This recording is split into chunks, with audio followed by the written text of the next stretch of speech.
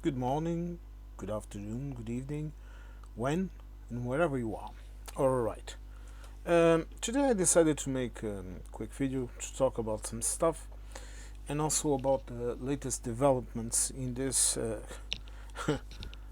well, I don't want to call it something else, so I would just call it troubled relationship of the United States with Europe.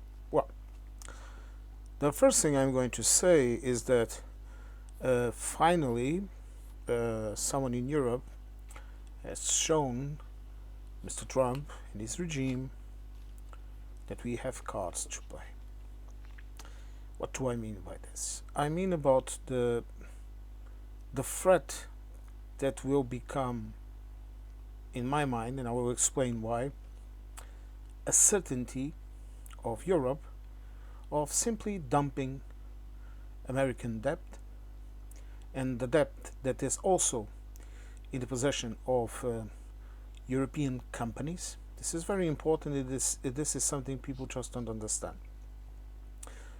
But dumping that debt in the market and pure and simply flooding the zone and ending the dollar, technically sinking the American economy. Okay, sorry, bit of a snivel, right?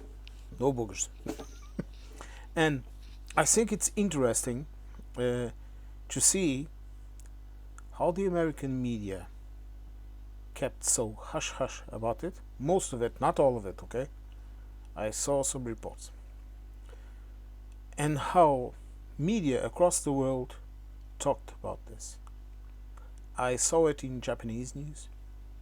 A friend that monitors Chinese news told me that he saw it too.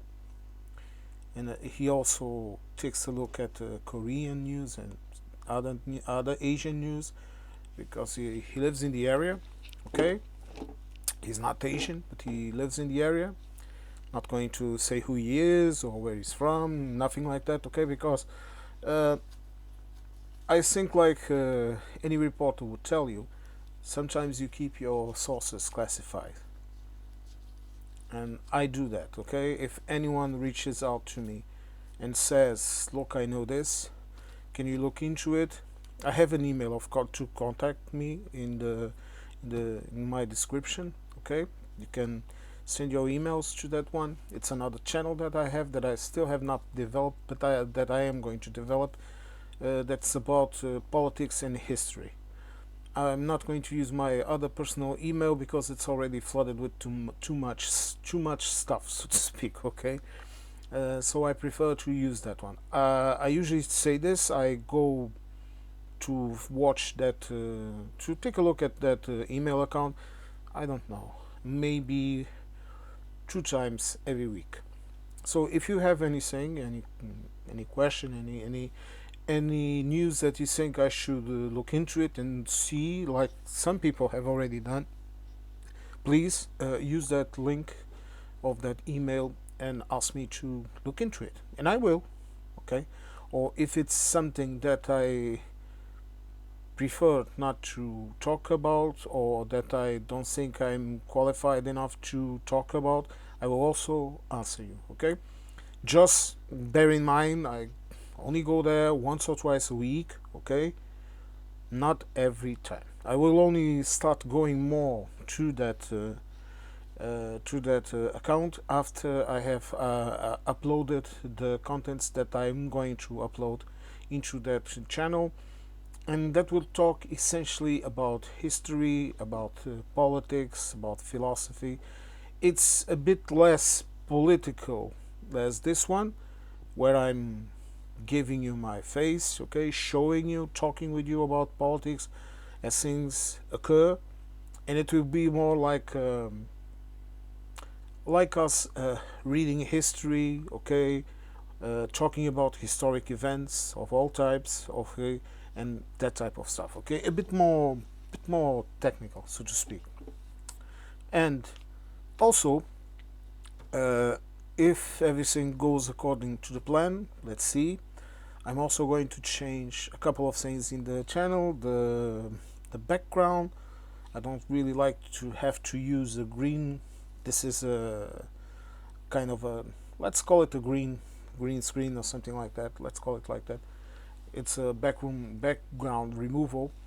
I don't like to use this, so I'm going to try to dedicate a space uh, in my house physically to make these videos so that it's a bit more personal, a bit less artificial.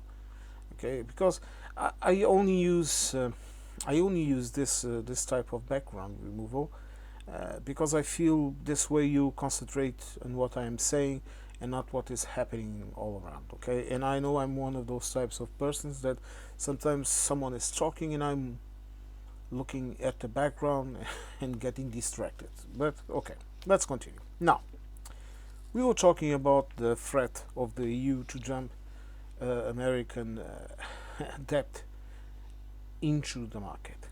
The first thing I'm going to tell you is this: if the Americans play ball, for now, this is not going to happen. And the second thing I'm going to tell you is this: it will happen in the future. In the future, Europe will. I look. If we are talking in a percentage of 0 to 100%, I would say I'm 90% certain that Europe will do this in the future. And why is this?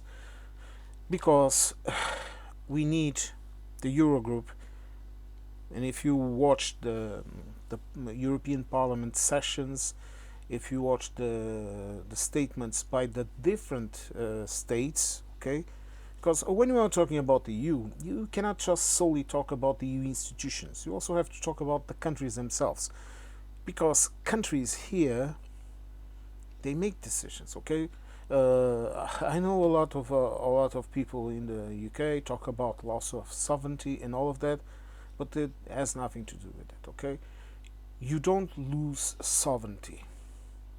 You don't compromise your citizens' independence and your country's independence.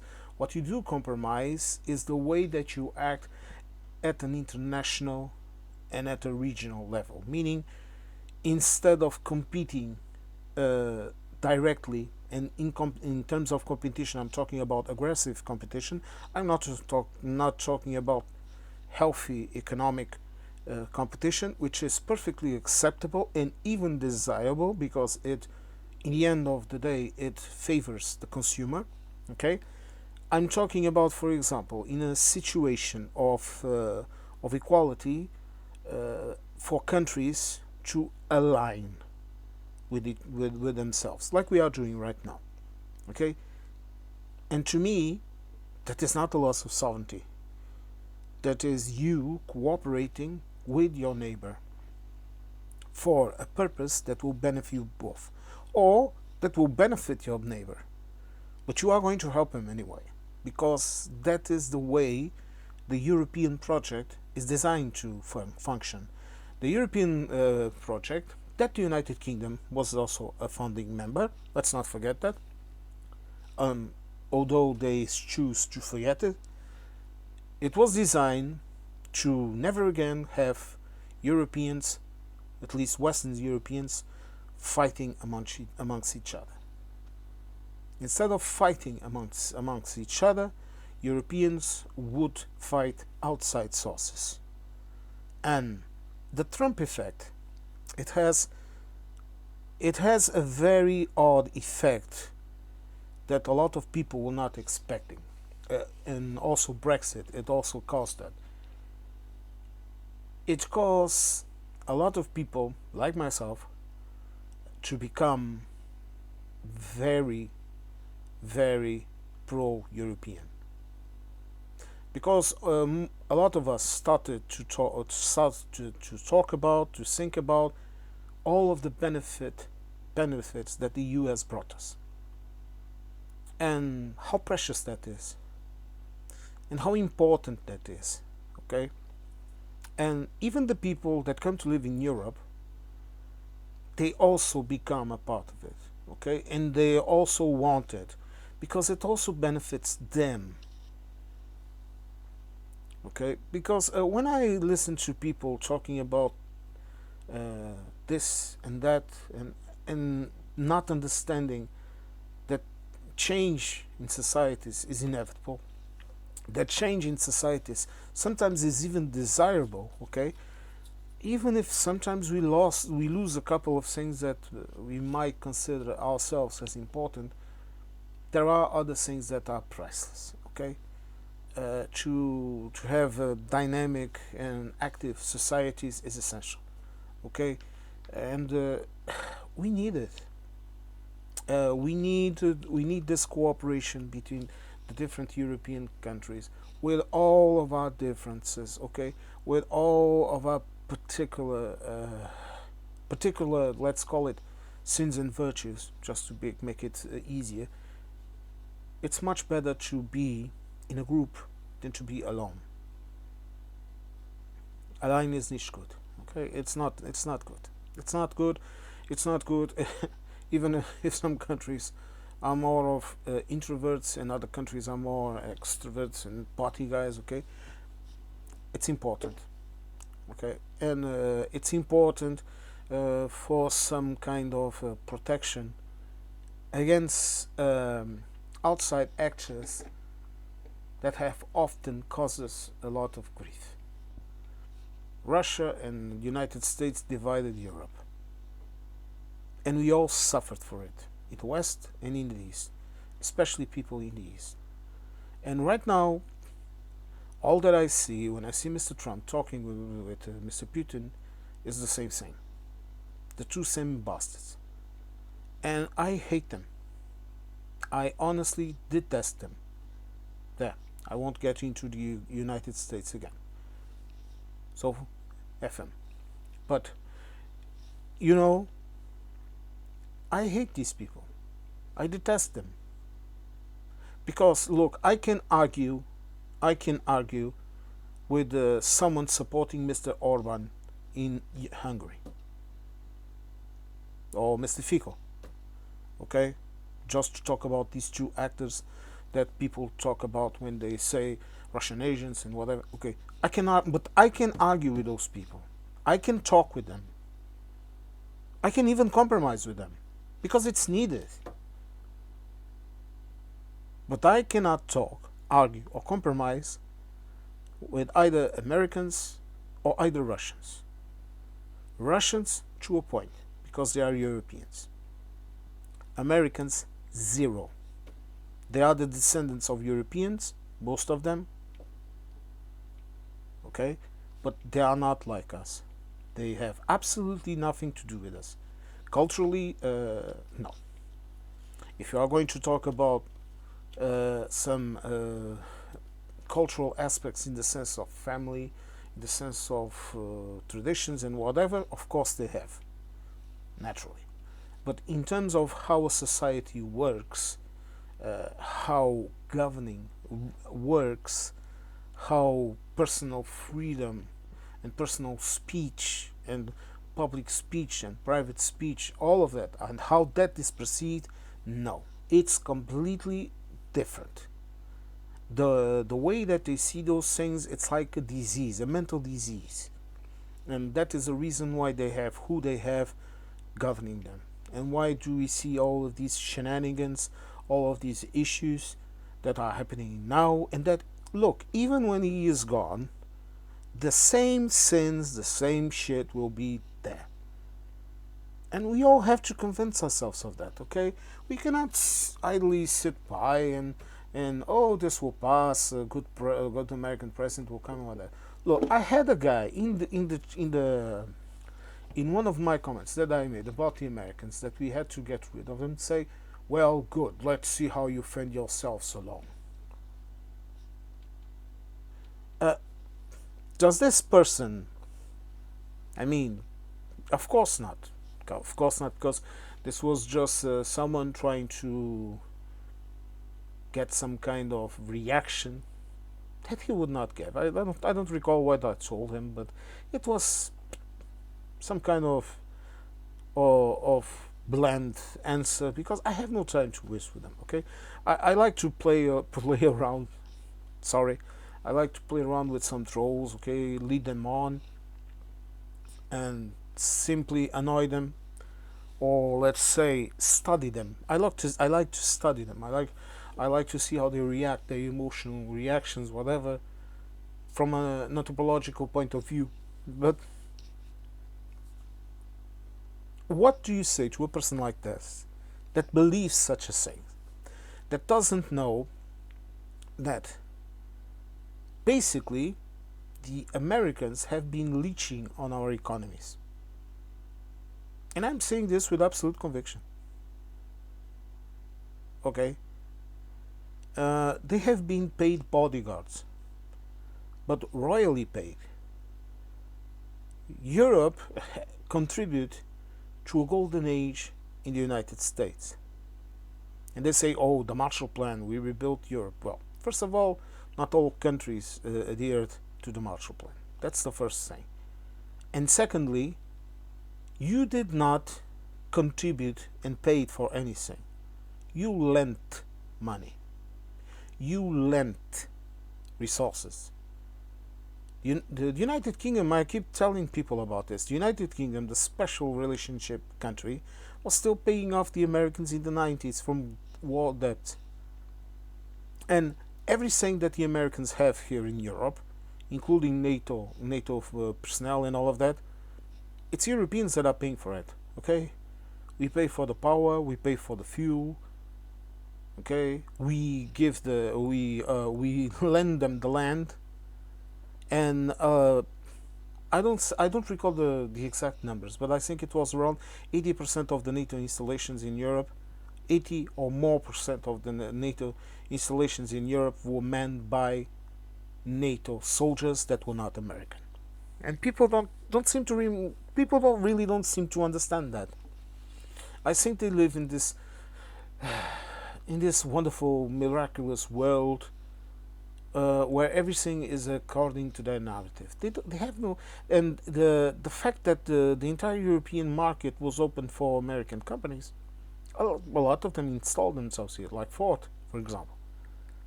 And the only reason why most American companies are now being kicked out of Europe, it's because of their own incompetence. And the reason why media companies are getting fined in Europe, it's also because of their incompetence. Because you have foreign companies, TikTok for example, Chinese, you have foreign companies that are operating in Europe and that they are making profit. And they are not complaining, they are just following the rules. Look, you have Chinese, Japanese, Korean, South American, even, okay, companies operating in Europe, and they have no issues. They just follow the law. You have companies from Singapore, for example, operating ports in Portugal. This is an example, okay. You have a lot of companies. What do they have to do? Follow the laws of the country in which they are, and in a larger sense, the European standards and regulations, pay their taxes, give their workers the same rights that we by law give them, okay, and nothing more. If you pay your taxes on your profit, okay, we want you here. We want the company. Why? Because we have a different system of rule than the United States or even the United Kingdom, that even so is a bit better than the United States. But around here, for example, I'll give you this example, the ports. All that happens in the ports, it's dependent on the Portuguese police,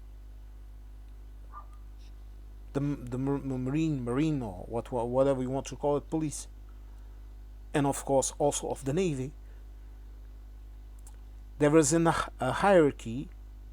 There is a hierarchy where, if, for example, pollution, if the port is polluting the waters, if it's doing anything, if a fire occurs, whatever, the authorities are responsible for that, and they will go there.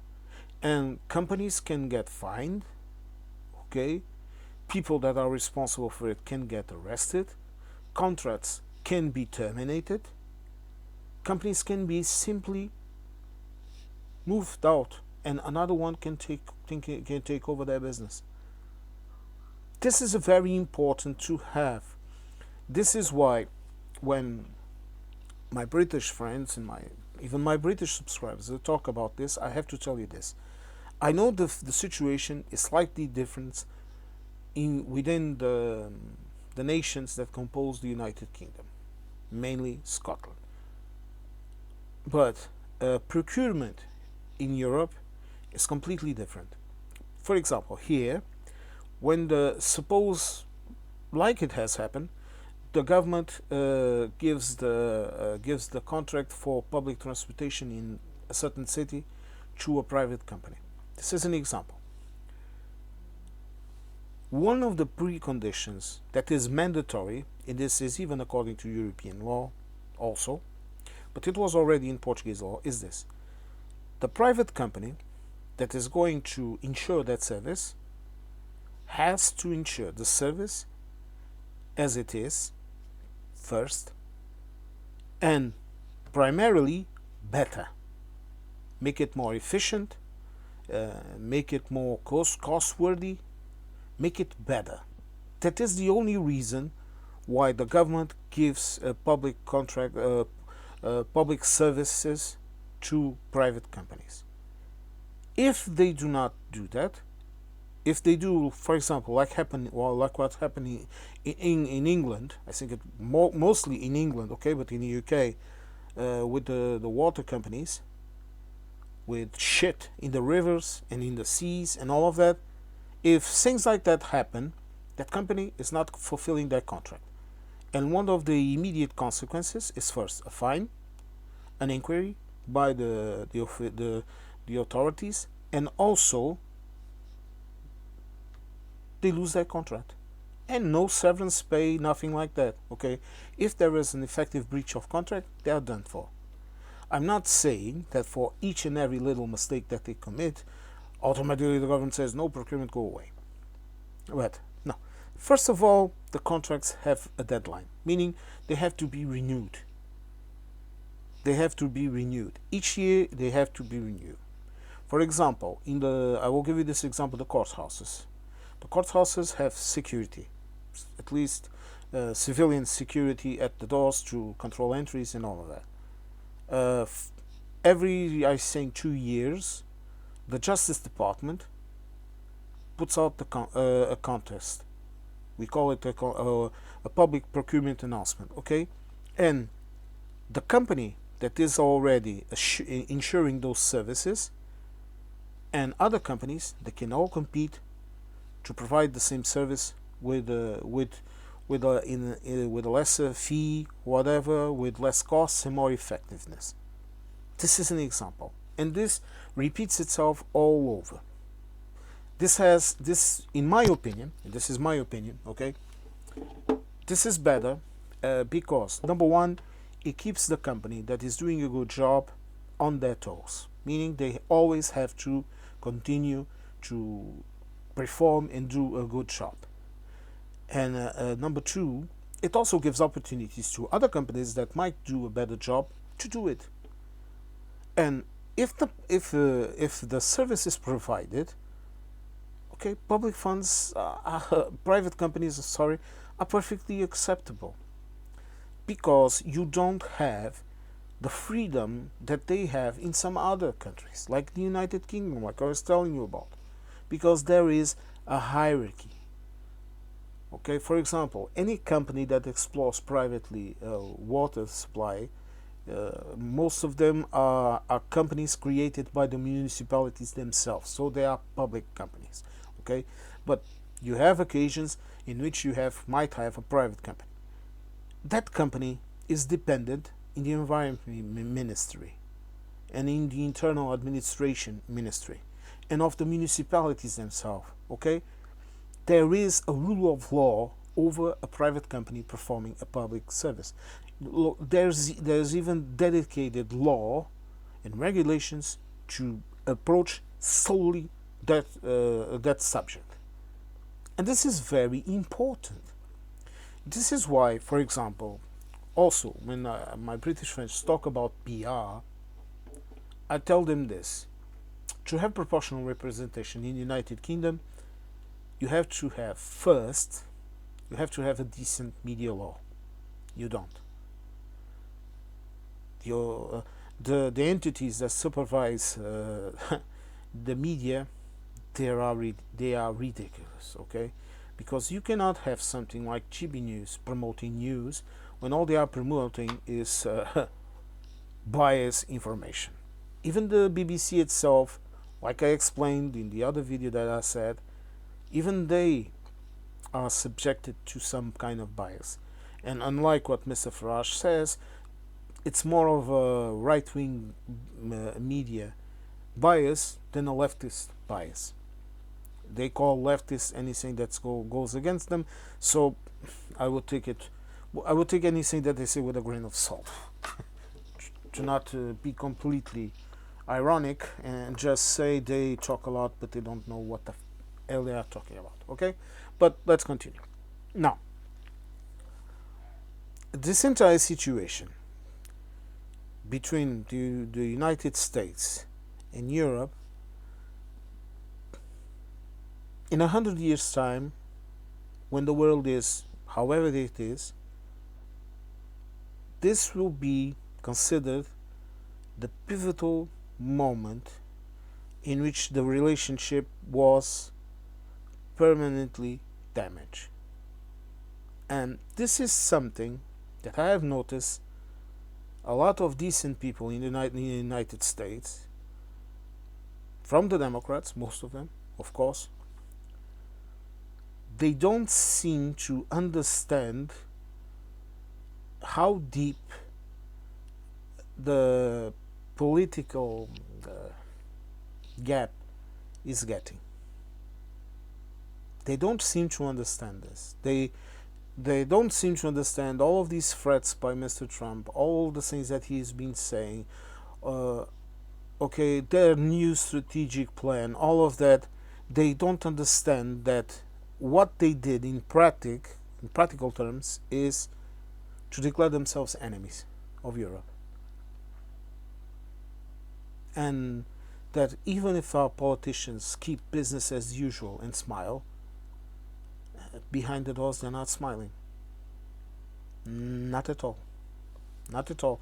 I have heard in the news here a lot of harsh words that are more than harsh words. Because you see, Americans tend to see things in a very emotional way. Most Europeans, they don't. They silence their emotions and they just continue with it. And I believe that even the United Kingdom is going to gravitate towards this position, because it's either that or become a third world country. And I'm not joking, because if they follow the Farage way, the United Kingdom is done for, because no one in Europe will trade with them, all the doors will be closed, and I don't really know what future you can have with such people at the helm. And if you are a troll and you keep repeating yourselves the same type of crap that you always repeat to yourselves, I'll give you this advice: go read a history book and see what happens to client states after their masters go under. For example, go and watch the case study of Armenia, the Roman Empire, and I don't know how you say it in English, but the Eastern Empire of the successors of the Persians. Here we call them the Sassanids. I don't know how you say it in English. Sorry, but go and read that and see what happened to Armenia, and the historical consequences that last until this very day. Now, let's continue. As I was saying, also, you have to comprehend this. A lot of European companies have removed their cash, their investment from the United States. and not just European companies, okay, companies from all over the world, including China. This means that right now, your economy, like I heard an economist, he's a Nobel Prize winner, an American. I don't recall his name, sorry. He wears glasses, has gray beard, a man in his 60s or in his 70s, and he said that the American economy is running on fumes, and the only thing sustaining it is the AI bubble. And he was talking about, and he was saying that if this AI bubble, if it was not for AI, the American economy would already be in a recession. So this means that you are putting all of your eggs in one basket. And this is extremely dangerous. And you want to know why? Because like I also said in other videos, okay, because look, when I'm talking about this shit, I go and investigate it, okay? Maybe this is why it's not just a lack of time that causes me to put out few videos every week. It sometimes is the fact that I want to be absolutely sure that I'm talking something that is correct, at least in my position, my view, and that I'm not talking about something that might deceive or lie or whatever. I don't like that. But as I was saying, this is the first generation of AI. And this first generation of AI, with all of its energy consumption, all the data centers, all of that, it's already being considered obsolete.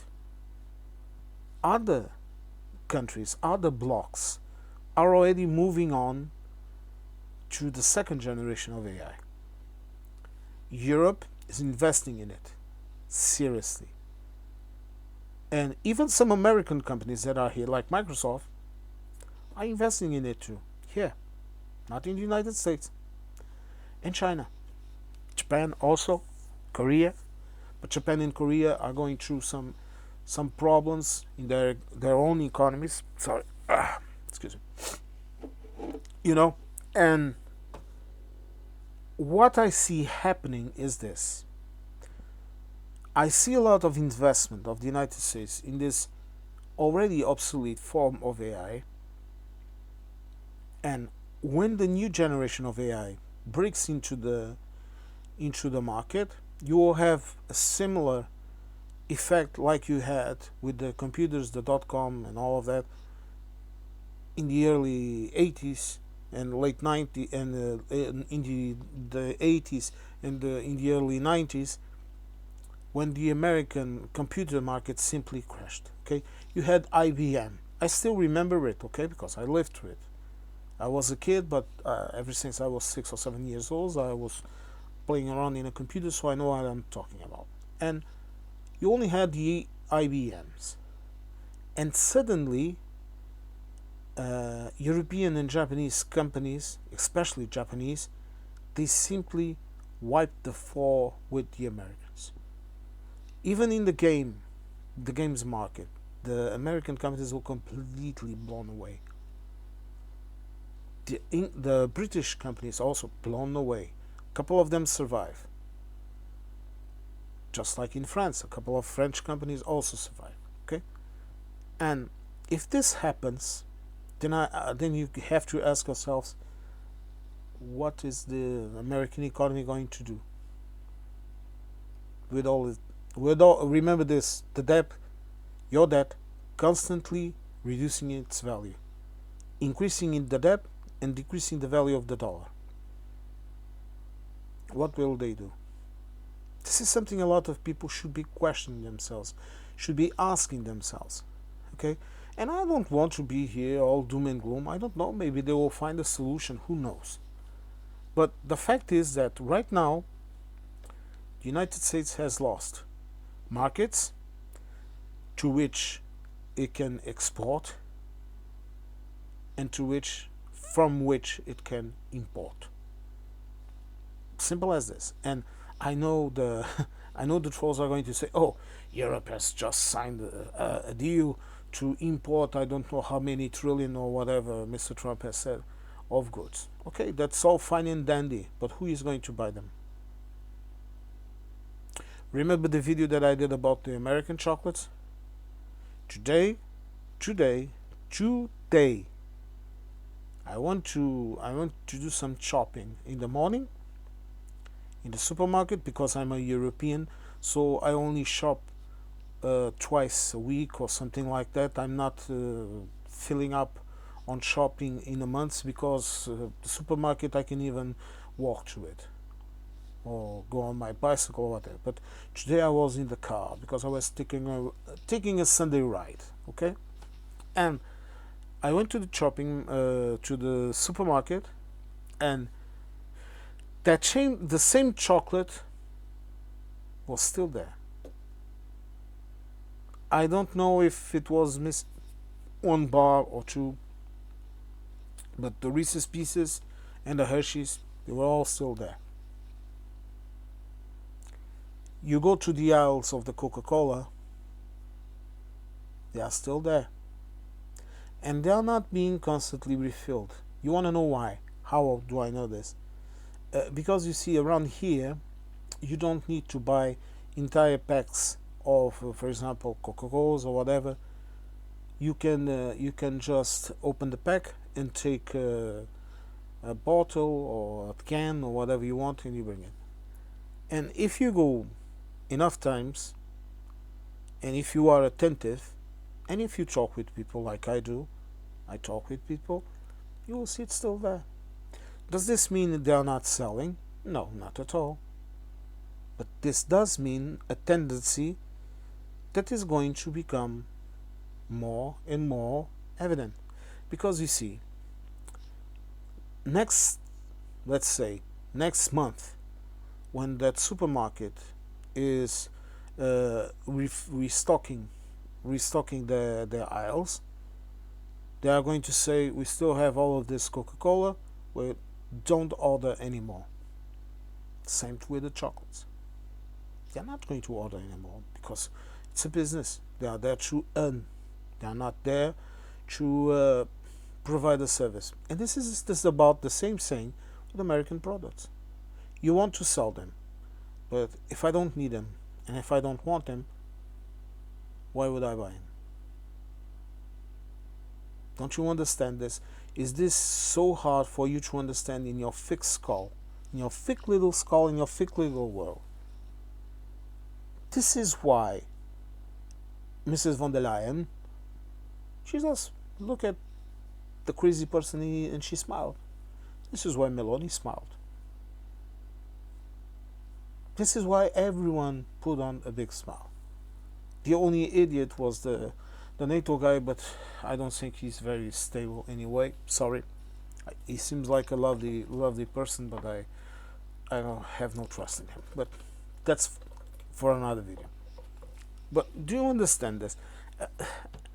In the future, you are going to be confronted with a situation where, for example, you used to have those spears in economies through which you could enter a market quite easily. And if people retract in consuming those products, you are going to have to do the entire job again. Just like the farmers, okay? They are going to have to find new markets. And until then, they are going to have to be powered by debt. And to be powered by that, you have to have profit. And to have profit, you have to have debt. And it's an endless circle, sorry. It goes around, around, around. So right now, you want to know what your president is doing. He's not bailing out the farmers. No, he's bailing out the banks that lend the money to the farmers, because those payments that he still has not done it. He still has not done them. Okay, at least from my knowledge. But you give, I don't know, $5,000 to Farmer Joe, and Farmer Joe is going to pay off the bank, and then Farmer Joe is going to think seriously, am I going to lend to ask for for a how you call it, ask for money from the bank to plant my soybeans or whatever for next year, and expect that a miracle happens and that suddenly China will again buy 90% of my farm, my crops? Or is Farmer Joe going to, I don't know if he's able to go plant something else that he can sell locally or whatever, or simply sell off his company to BlackRock or some shit like that and go do something else? I don't know. Get the pick up that money and go live to Mexico. I don't know, whatever, or to Canada. Do you understand? And you and Democrats in America, they are all parading around. They are understanding and seeing this, and they are not seeing the long run. They're not seeing the long game, because this is going to become more and more complicated. And honestly, I'm worried. Personally, I'm worried because it's a very volatile situation. It's a very volatile situation in which to be. If we are able to solve this shit in the East, okay, maybe Russia will crumble. It's already crumbling, but Russia is Russia. But if Russia crumbles, if this war ends, maybe we'll be able to quickly do it. But what I do see, I'm going to be completely pragmatic. I see this war continuing, and I see the situation getting more and more chaotic in the United States, because there are already impeachment articles. I know that Indian guy, the congressperson, I don't recall his name, I'm very sorry, and that other gentleman, that older gentleman, I like to hear him talk, that older gentleman, he's black or at least part black, I don't know. You Americans have weird, this is the descriptions for people's races. He at least looks black to me, or half black or whatever. He also put some articles of impeachment of the president. There are also some measures that the courts are declaring certain things that Mr. Trump did illegal. There's the Epstein file saying. There's the rumors that that Trump had to go to the hospital or whatever. That he has Alzheimer's, all of that. So it's a very volatile situation, and usually in these situations, I would give you the same advice that my mom always tells me. Stop, observe, and then take your decision. Make your mind up. Decide what you are going to do. But first, you are going to stop, you are going to reflect, and you are going to observe your surroundings, and maybe see something that you did not see before you don't make a rash decision. But I will tell you this: if you are an American and you can ask for your European passport, for example, like I have seen a lot of people in YouTube doing that. If you are able to do that, I would say do it. Do it, because if things really go south, at least you can enter in Europe. Because from the way things are going, I think this entire easy travel and tourism and whatever from Europe to the United States should end. It already ended from Europe to the United States, so it's only a matter of time until the American tourists start to feel the same issues here. They're already feeling some issues here. So I would be careful if you want to do that.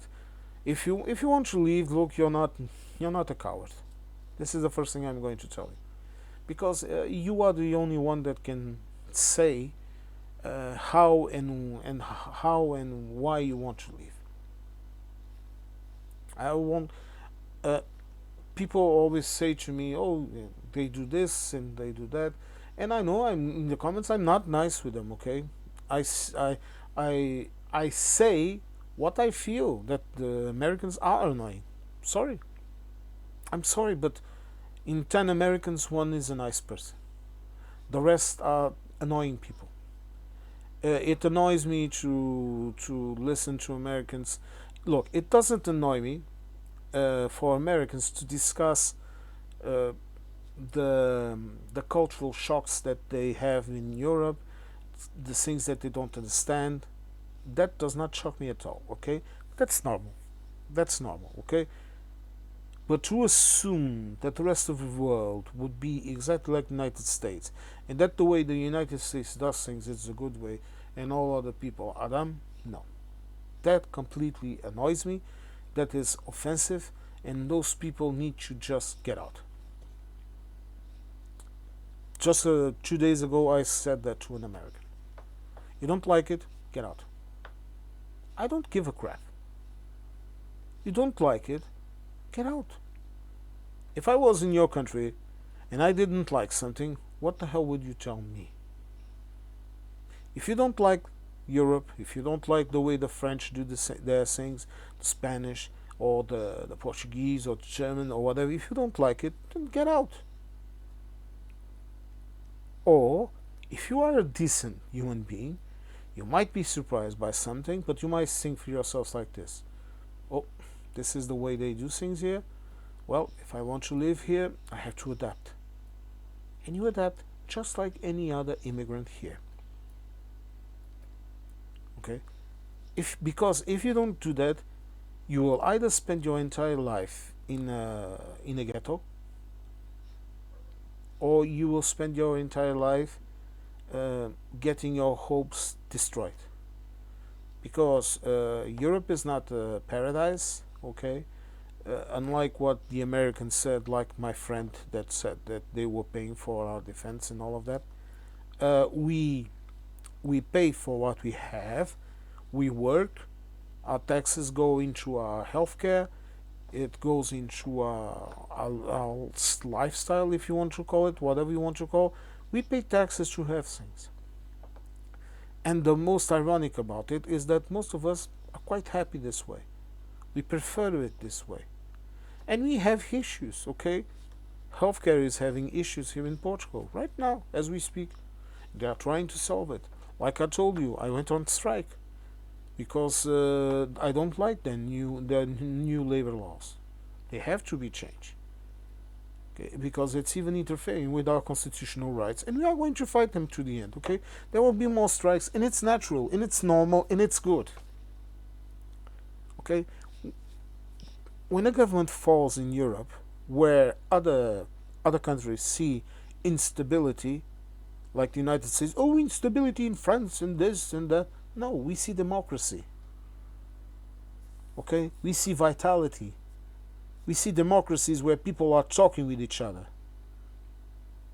We see places where people are discussing ideas and not following in blindly. Cults like cheaps, like the MAGA cheaps.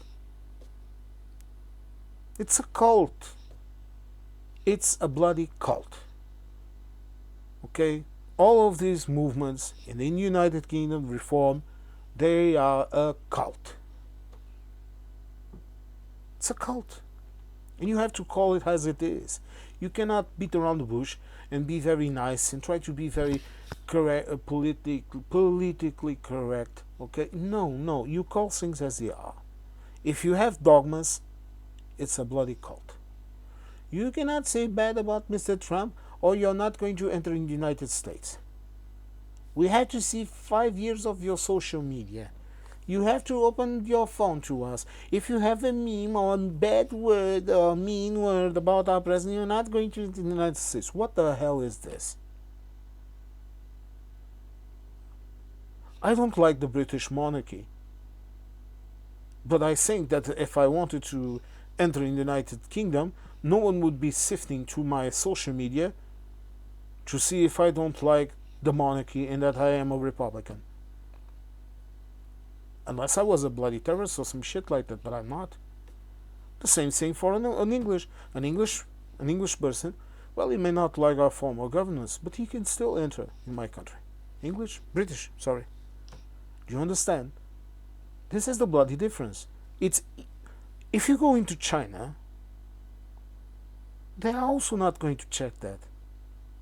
If you are a person of interest, of course they are going to check it. But if you are a normal citizen, if you go to, I don't know, see the Great Wall in the Forbidden City, walk around, eat some food, okay, I don't know, whatever, they don't give a crap about that. They are interested, like most countries are, in security reasons. That's important. Security reasons is important, but that's important to all countries. Okay. In my view, right now, given the situation that is happening, I would feel more comfortable if my government made a closer look into the American citizens that enter my country. I would be more comfortable if my government did that instead of continuing with this politic of no visa. Okay, no visa in the sense of easy visa. Let's call it like this. Okay, because I really think you can. We are in danger of having some mega terrorists entering in Europe. Intermediate are terrorists. They are a terrorist organization.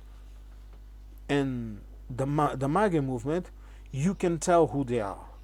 They are not the mythical Antifa movement created by Mr. Trump and his supporters. MAGA, you know who they are. A Republican badge, a Republican Party member, that's enough for classifying someone as a terrorist, in my view, because you are defending these ideas. Do you see this mental process that I'm having? Okay, this is what is going to happen in the future. This is what is going to happen in the future. I suppose if we are still alive, we'll be here to talk about it. And if I'm wrong, I'm wrong. If you are wrong, you are wrong. And, well, the world carries on, and the world doesn't give a crap about all of us, okay? Well, I hope you all have a great week. I will try to upload some more videos during the week. My new camera, still has not arrived. I'm going to have to complain about it. At least I think this microphone is better. I think you can hear me clearer, right? At least I have noticed that the sound is much better. But again, then I'm also going to try to do what I told you in the beginning of the video, to get a new setup, okay, just for it to be easy on the eyes, okay. But I need to do some work in it, and I'm tired, okay. Sorry. I have been a bit tired these last days, but it's normal, okay. It happens every once in a while, and I'm used to it. I don't like to complain, neither should anyone complain.